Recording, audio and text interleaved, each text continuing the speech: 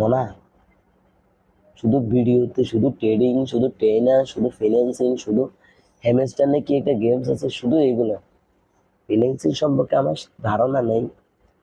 এটা বলতে পারি যে আপনি একটা ট্রেডিং হতে পারবেন বা ট্রেনার হতে পারবেন, অনেক কোটি কোটি লক্ষ লক্ষ টাকা ইনকাম করতে পারবেন বা ইনভেস্ট করলে টাকা ইনকাম হবে।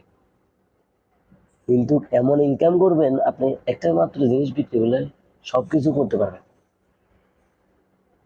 আপনার ঘরের যা আসবাবপত্র জিনিসপত্র আছে সবগুলো নিয়ে বিক্রি করে দেন, আর টাকাগুলো ইনভেস্ট করুন, তাহলে আপনি টাকা ইনকাম করতে পারবেন।